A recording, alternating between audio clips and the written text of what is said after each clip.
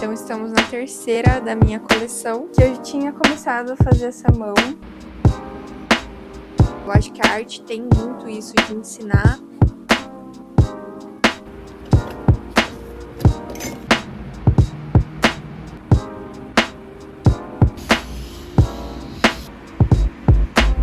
E aí, gente, tudo bem com vocês? Vamos começar mais um art vlog nesse canal. E esse vídeo eu quero focar em produzir essa pintura aqui que tá em andamento. Então eu vou gravando, já gravei em outros dias, até eu terminar essa tela. E vamos conversar e bater um papo enquanto eu finalizo essa obra da minha coleção. É a terceira tela de uma série que eu tô fazendo. Essa daqui foi a última que eu gravei aqui pra vocês, o processo dela. E a primeira, eu também gravei boa parte do processo, que foi essa daqui.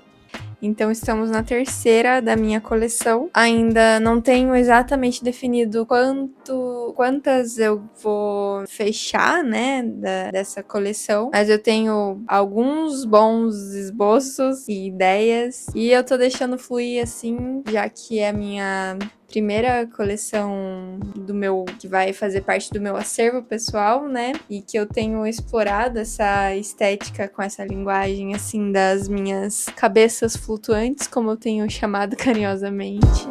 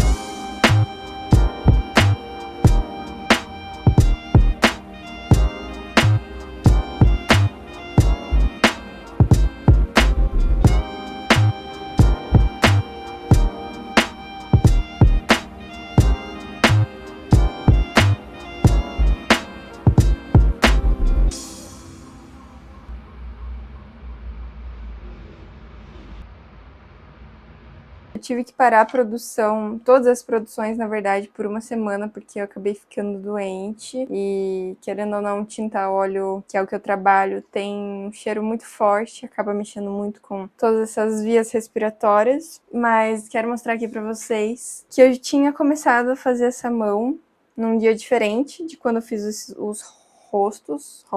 E acabou ficando, o tom de pele ficou bem diferente. Assim, geralmente eu gosto de começar com uma camada mais escura pra ir clareando por cima, né? Basicamente, o jeito que eu aprendi a pintar com óleo foi dessa forma. Mesma lógica pra tinta acrílica, né? Diferente de uma aquarela que você vem com os escuros só depois. Enfim, daí eu fiz essa mão, ela acabou ficando muito mais escura. Não consegui fazer uma definição boa ainda de volume. Realmente, mão é um pouco mais difícil para mim de fazer, mas eu vou usar essa tela, né, como parte do meu estudo, assim, também, do meu desenvolvimento. Então, eu deixei para terminar outro dia e esse dia chegou. Não sei se é mais fácil voltar para a pintura tentando arrumar uma parte que não deu certo ainda, ou começar uma parte que ainda tá sem nada de tinta. Provavelmente a segunda opção.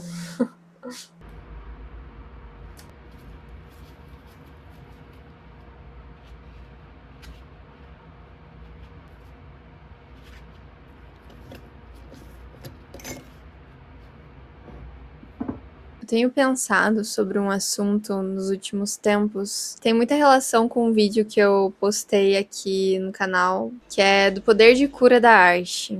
né? De como a gente, independente de trabalhar com arte ou não, mas de quando a gente faz arte, a gente usar ela pra se expressar, né? Usar pra se curar de alguma coisa, pra entender algum sentimento, passar por alguma fase, enfim. E eu tenho pensado muito sobre o processo das pinturas em si, como mesmo no meu caso, essas que eu uso pra desenvolver meu trabalho, né? Que são essas obras mais elaboradas, que tem mais técnica por trás, que partiram de um rascunho, muitas vezes, né? De um esboço mais expressivo, de um momento mais íntimo meu. Quando eu trago elas pro meu trabalho e começo a desenvolver essas obras, o processo delas em si já ensina muita coisa. Eu acho que a arte tem muito isso de ensinar pra gente algo sobre a gente mesmo, sobre a vida. Eu gosto muito de fazer esses paralelos, assim. Enquanto eu tô pintando, tipo, no momento, assim, né, na hora ali, colocando a tinta, desenvolvendo a tela, mas durante, assim, as semanas ou os meses que eu tô desenvolvendo aquela arte, eu percebo o meu amadurecimento na vida, assim, que eu vou comparando com o processo da tela. Por exemplo, eu comentei sobre essa mão aqui, que não saiu de imediato como eu tinha imaginado, não foi tão fácil, porque é algo que tá fora da minha zona de conforto. Eu nunca tinha pintado uma mão desse tamanho, com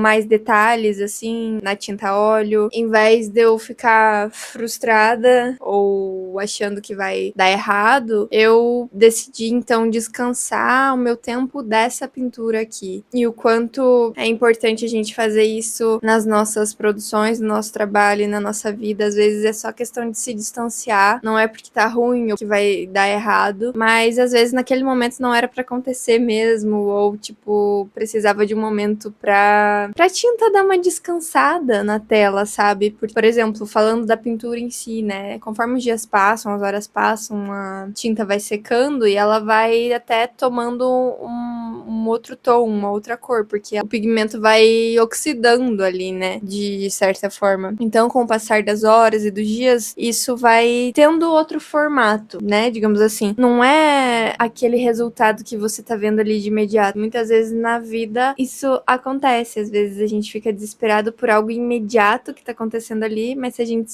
dá um passo para trás, se distancia um pouco daquilo, a gente vê que não é tão ruim assim e que é produtivo a gente se distanciar um pouco para depois voltar de uma forma mais criativa, com mais atenção.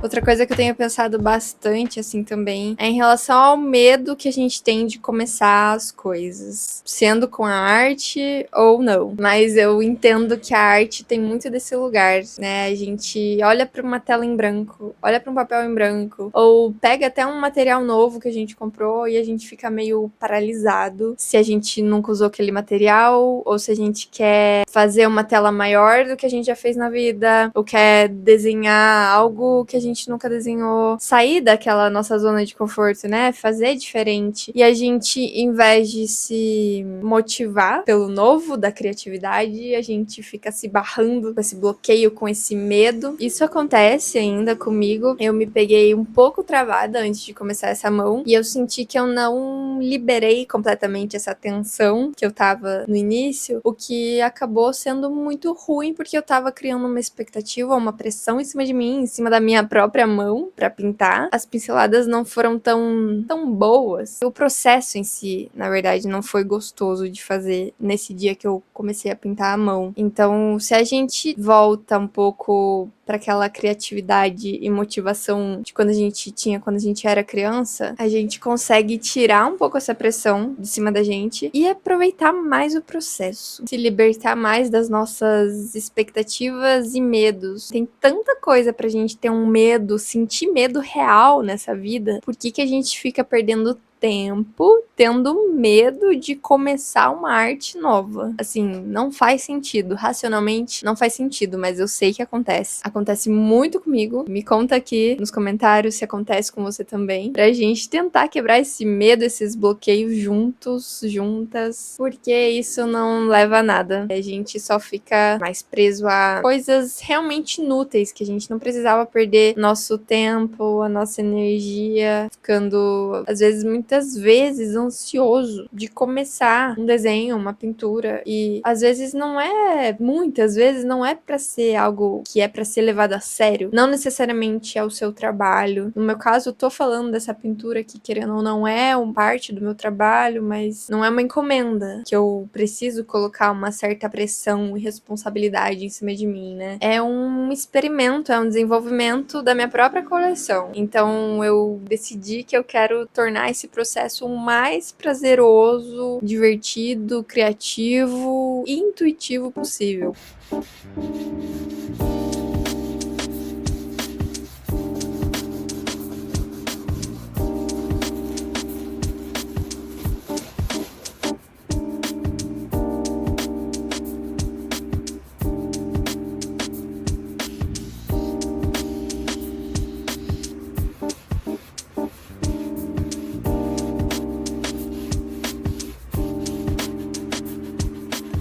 Por mais que eu use toda a técnica que eu adquiri, que eu estudo, que eu conheço, que eu desenvolvo, eu quero unir essa parte que tem toda essa estrutura, todo esse técnico por trás, mas eu também quero permitir e chamar a minha criança para participar do meu processo de ateliê, do meu processo criativo, do meu processo de pintura.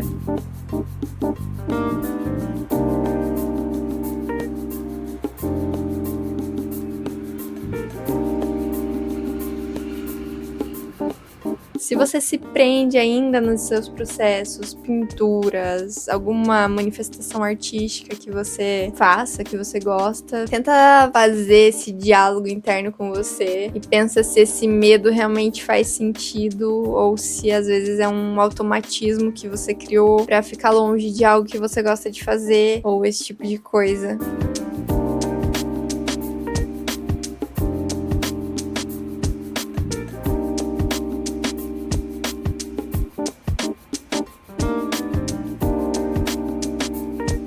Então foi isso pro vídeo de hoje. Obrigada por assistir até aqui, me fazer companhia nesse processo todo. Se o papo desse vídeo fez sentido pra você, deixa aqui nos comentários pra gente conversar, trocar uma ideia. Compartilha com alguém que você sabe que pode gostar desse papo, desse tipo de conteúdo, de processos artísticos. E se inscreve no canal se você não é inscrito. E até o próximo. Tchau!